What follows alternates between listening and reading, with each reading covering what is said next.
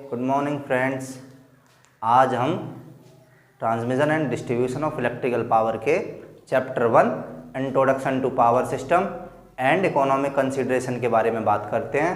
तो सबसे पहले हम पावर सिस्टम के बारे में बात करते हैं कि पावर सिस्टम क्या है। It is the channel of transferring power from generating station to industries and homes. कहने का मतलब ये है, ये एक माध्यम है, यह एक पावर को ट्रांसफ़र करने का माध्यम है। जनरेटिंग स्टेशन, यहाँ पे इलेक्ट्रिसिटी को पैदा किया जाता है, यानी कि पावर प्लांट से हमारे होम तक या फिर इंडस्ट्रीज तक यहाँ बिजली पावर को लाया जाता है, उसी को हम पावर सिस्टम बोलते हैं। अब इस पावर सिस्टम के 3 स्टेज होती हैं, यानी कि पहली स्टेज होती है यहाँ पे पावर को जनरेट किया जाता है, यानी कि पावर प्लांट, ठीक है, यहाँ पे पावर प्लांट। और फिर होती है ट्रांसमिशन, जैसा कि आप चित्र में देख रहे हैं ट्रांसमिशन क्या होती है, ठीक है, ट्रांसमिशन। फिर डिस्ट्रीब्यूशन, जैसा कि आप चित्र में देख रहे हैं, डिस्ट्रीब्यूशन से मतलब किस तरह पावर हमारे होम तक आ रही है, इंडस्ट्रीज तक जा रही है। तो फ्रेंड्स, अब हम सबसे पहले जनरेशन के बारे में बात कर लेते हैं कि व्हाट इज जनरेशन। जनरेशन क्या है? The place where electrical power is generated in form of 11 kV। ये तो मतलब ज़्यादातर ये है, खास बात है ये कि जो पावर जनरेट होती है पावर प्लांट से 11 किलोवाट में होती है। तो हम बात कर लेते हैं the place where electrical power is generated by different methods are known as power plant. Generation क्या है? जनरेशन एक ऐसी जगह है यहाँ पे इलेक्ट्रिकल पावर को जनरेट किया जाता है। और जनरली ज़्यादातर जितने पावर प्लांट हैं, solar power plant, thermal power plant, wind power plant और तुम्हारे बहुत सारे पावर प्लांट्स हैं, न्यूक्लियर पावर प्लांट, इन सब में आमतौर पे 11 kV जो पावर है वो जनरेट करी जाती है अलग अलग तरीक़ों से। तो बहुत सारे पावर प्लांट हैं, thermal power plant, hydro power plant और सोलर पावर प्लांट। तो हम बात कर लेते हैं इसके बाद में, जनरेशन के बाद में ट्रांसमिशन। ये ट्रांसमिशन क्या है? Transmission it is second stage of power system, ठीक है। पावर ये पूरा पावर सिस्टम है, पावर सिस्टम की सेकेंड स्टेज है, ठीक है, इन विच जिसमें power is supplied, power supply करी जाती है पावर प्लांट्स, यानी कि पावर प्लांट से यहाँ पे पावर जनरेट हो रही है, वहाँ से सब स्टेशन तक, आपके घर तक नहीं, मात्र सब स्टेशन तक, ठीक है। और जैसे कि अब हमारा पावर प्लांट है, जैसे मान लो थर्मल पावर प्लांट है या फिर कोई भी पावर प्लांट है, जैसे मान लो कोई पावर प्लांट है यहाँ पे, ठीक है, तो यहाँ पे इलेक्ट्रिसिटी जनरेट हो रही है। मान लो थर्मल पावर प्लांट है, यहाँ पे इलेक्ट्रिसिटी जो है जनरेट हो रही है। जनरेट होने के बाद में एक अलग यहाँ पे अब स्टेप अप ट्रांसफार्मर लगाया जाएगा, जिसके थ्रू मान लो हमने 11 kV जो है अभी जनरेट करी है। अब उस 11 kV को हम 132 kV में, यानी कि हाई वोल्टेज में, और मतलब और ज़्यादा वोल्टेज को हाई करके आगे ट्रांसमिटेड करेंगे। तो अब इसमें हम बात कर लेते हैं, at power plant electric power is stepped up, जैसा कि इसमें कह रहा है स्टेप्ड अप सेवरल वोल्टेज, जैसा कि हमने बताया अभी 11 kV से 132 kV में इसको स्टेप अप किया जा रहा है। स्टेप अप और ये स्टेप डाउन ट्रांसफार्मर की मैं एक अलग से वीडियो बना दूंगा फ्रेंड्स, तो आप वहाँ पे देख लेना। तो अब हम देख लेते हैं फिर सेवरल वोल्टेज बाय ट्रांसफार्मर, ठीक है जी। ट्रांसफार्मर के थ्रू 11 kV से 132 kV तक इसको स्टेप अप किया गया है। फिर उसके बाद में and delivered to transmission line, और इसको ट्रांसमिशन लाइन में डाल देते हैं, डिलीवर कर देते हैं। It is transferred by 2 methods, और यह 2 मेथड से ट्रांसफ़र होती है। जैसे कि जो आपने देखा होगा, एक तो जो लाइट हिन हिन की आवाज़ करती है वो होती है ओवरहेड लाइंस, जो हमारे टावर होते हैं उन पे होके जाती है, उसको बोलते हैं ओवरहेड ट्रांसमिशन लाइंस। और एक होती है अंडरग्राउंड, जो ज़मीन में होके जाती है। तो फ्रेंड्स, अब हमारा तीसरा टर्म्स है डिस्ट्रीब्यूशन। डिस्ट्रीब्यूशन की बात कर लेते हैं। It is third stage of power system. हमने देखा था कि मतलब जनरेशन हो रहा था, जनरेशन के बाद में ट्रांसमिशन हो रहा था, और ट्रांसमिशन के बाद में डिस्ट्रीब्यूशन हो रहा था। तो उसी तरह ये थर्ड स्टेज है पावर सिस्टम की, जिसमें इलेक्ट्रिक पावर को डिस्ट्रीब्यूट किया जाता है सब स्टेशन से। हमने देखा था कि सब जो ट्रांसमिशन था, ट्रांसमिशन का जो लास्ट स्टेज थी वो सब स्टेशन था। सब स्टेशन के बाद में फिर वहाँ से डिस्ट्रीब्यूशन चालू हो जाता है। अभी मैं मैप बना के दिखाऊंगा, तो वहाँ पे आपका ये डाउट क्लियर हो जाएगा।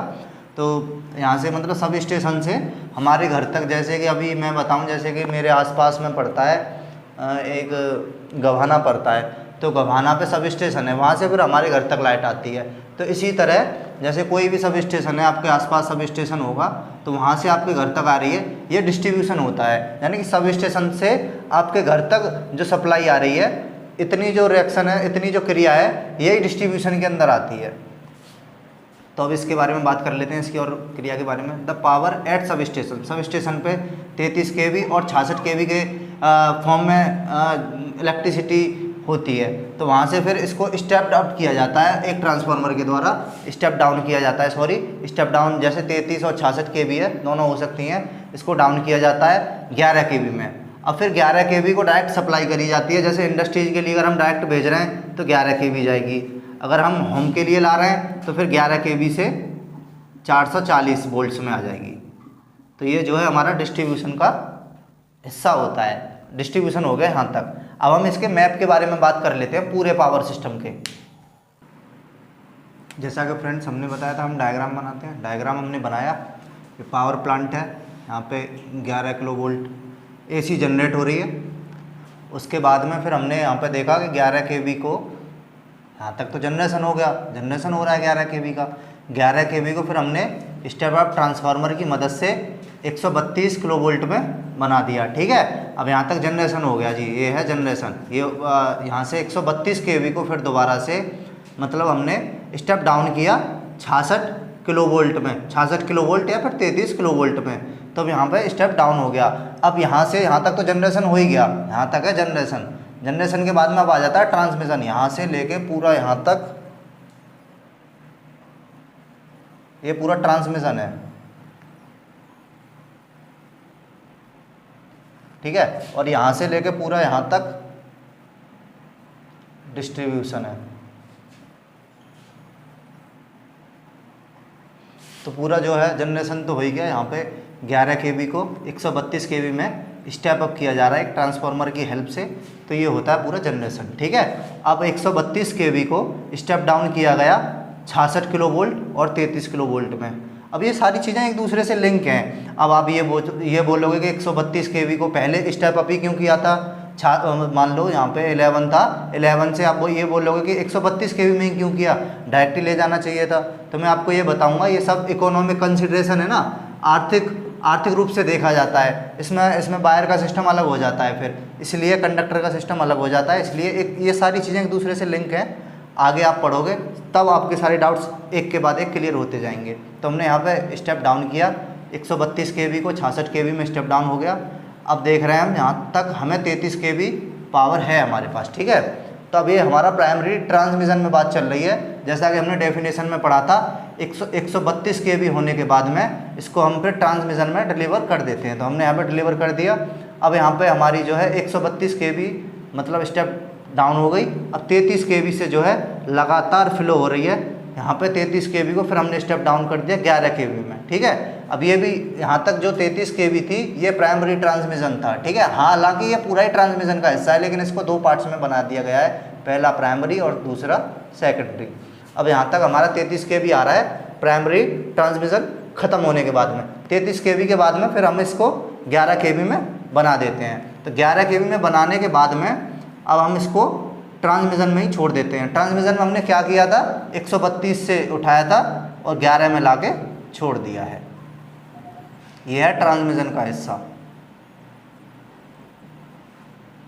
और जनरेशन में क्या किया था, 11 kV से 132 kV में लाके छोड़ दिया था। ये हमने जनरेशन में किया था। यानी कि पावर प्लांट जनरली पहले भी मैंने डेफिनेशन में बोला है कि 11 kV जनरेट करता है और उसके बाद में 132 kV उसको हम स्टेप अप कर लेते हैं। स्टेप अप करने के बाद में ट्रांसमिशन में भी देख लिया। अब हम डिस्ट्रीब्यूशन में देखते हैं। जैसे कि हमें यहाँ से 11 kV मिल गया। 11 kV यहाँ से हम जैसे कि इंडस्ट्रीज सेक्टर में यहाँ से चला जाता है। बड़े बड़े मशीन्स होती हैं, बड़ी बड़ी मोटर्स होती हैं, वहाँ पे काम होता है, तो वहाँ पे इंडस्ट्रीज में चला जाता है 11 kV, ठीक है फ्रेंड्स। अब यहाँ से हम देखते हैं जो ये 11 kV है, अब ये फिर इसको दोबारा से स्टेप डाउन किया जाता है। यहाँ पे स्टेप डाउन कर दिया गया, ठीक है। स्टेप डाउन करने के बाद में यहाँ पे 440 वोल्ट मिल गए हमें। अब यहाँ पे जो 440 वोल्ट मिल रहे हैं, जैसे कि मान लो हमारे देखा होगा हमने, गाँव में होता है मोस्टली 440 वोल्ट आते हैं गाँव में। 3 फेस और एक न्यूट्रल सिस्टम होता है, यानी कि 3 फेस 4 वायर सिस्टम होता है, जिसमें 4 तो जो है कंडक्टर होते हैं, यानी कि हमारे वायर होते हैं, और एक इसमें न्यूट्रल होता है। तो एक फेस के बीच में जो है 220 या 230 वोल्टेज होते हैं। दो फेस के बीच में 400 वोल्टेज होते हैं लगभग, ठीक है फ्रेंड्स। तो हमारा जो है अब ये हमारे घर तक आ रही है। अब हमारे घर तक कैसे आती है, यानी कि मान लो एक हमने फेस ले लिया और जो है एक न्यूट्रल ले लिया, तो हम इसको क्या बोलेंगे, सिंगल लाइन। तो ये हमारे घर में आती है सिंगल लाइन। हमारे मोस्टली यूज़ प्रेस, फ्रिज, ये सारे इसी लोड पे चल जाते हैं। आयरन जो है और जो है रेफ्रिजरेटर, ये सारे हमारे सिंगल लाइन पे चल जाते हैं। और जो है जो 440 वोल्ट के 3 फेस में जाता है, जो 3 फेस मतलब 3 फेस 4 वायर सिस्टम, ये हमारे ट्यूबवेल्स इत्यादि वगैरह में यूज़ होता है। अब फ्रेंड्स, ट्रांसमिशन और डिस्ट्रीब्यूशन लाइंस के लिए वोल्टेज के चुनाव के बारे में पढ़ते हैं, ठीक है। AC power can be transferred. एक तो होती है सबसे पहले लो टेंशन लाइन में, ठीक है, एलटी लाइंस, जिन्हें एलटी बोलते हैं, लो टेंशन लाइन। ये जो टेंशन वर्ड है ना, ये फ्रेंच से लिया गया है, फ्रेंच भाषा से, लेकिन इंग्लिश में इसको वोल्टेज ही कहते हैं टेंशन को। तो हम इसको जो है एल की जगह एल भी कह सकते हैं, एच भी कह सकते हैं, हाई वोल्टेज। टेंशन का मतलब वोल्टेज ही है, चक्कर में नहीं पड़ना है। इसके बाद में जैसे कि अब हम एल टी के बारे में पढ़ लेते हैं, पहले देख लेते हैं कितनी तरह से ट्रांसफ़र करी जा सकती है। Low tension line, high tension line, extra high tension line. अब ये क्यों वो मतलब अलग अलग इन्हें बांटा गया है। चाहते तो हम जो है ट्रांसमिशन में भी कर सकते थे directly extra high tension, transmission line के थ्रू भी हम डायरेक्टली इसको जो है ट्रांसफ़र कर सकते थे, लेकिन इसका जो ट्रांसमिशन का जो कॉस्ट है वो थोड़ा सा हाई आता, जो कि हमें मेंटेन करके चलना पड़ेगा। जैसे कि लो टेंशन लाइन है तो इसमें आरसीसी पोल्स लगते हैं, या फिर पहले वुडन पोल्स लगते थे, फिलहाल में तो आरसीसी पोल्स लगते हैं। और जो है इसमें स्टील के जो दूसरे वाले जो पोल्स होते हैं, ट्रेन पोल्स, इस तरह के पोल्स लगते हैं इसमें। और इसमें तो प्योर स्टील वाले पोल्स लगते हैं, टावर लगते हैं इसमें, तो इसमें स्टील पोल्स लगते हैं, इसमें टावर लगते हैं ट्रांसमिशन लाइन में। अब ट्रांसमिशन लाइन में मान लो टावर लगते हैं तो उसका एस्टिमेट कितना आएगा, बहुत महंगा पड़ता है, वो सबसे ज़्यादा कॉस्टियर होता है वो। इसलिए बजट को देखते हुए पहले लो टेंशन लाइन के बारे में पढ़ते हैं। पहले एलटी में बांटा गया, फिर एसटी में बांटा गया, तो अब एलटी के बारे में पढ़ते हैं पहले। LT lines it carry 440 volt only, लगभग 1000 वोल्ट से नीचे के वोल्टेज को कैरी करती है, यानी कि 440 volt from distribution transformer. Distribution transformer step down transformer होता है, जो कि हमें 11 kV से 440 वोल्ट चेंज करके देता है।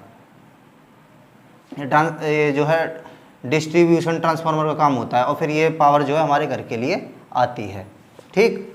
इन एलटी लाइन्स नाउअडेज, पहले जो है मैं पहले कह चुका हूँ वुडन पोल्स होते थे, अब वो फॉरेस्ट की जो है सेफ्टी के लिए अब पेड़ों को नहीं काटा जाता है, इसलिए आरसीसी पोल्स यूज़ किए जाते हैं आजकल।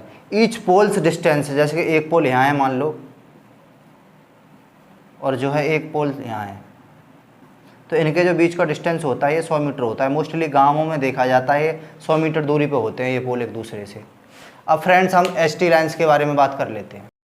फ्रेंड्स, अभी एलटी लाइन के बारे में बात करी थी, अब एसटी लाइन्स के बारे में बात करते हैं। एसटी लाइन्स, इसमें जो कंडक्टर होता है, जो तार होता है, conductor carry 11 kilo volt carry करता है from sub station to distribution transformer. जैसा कि अभी बताया था, जहाँ हमने पढ़ा था कि जो है सेकेंडरी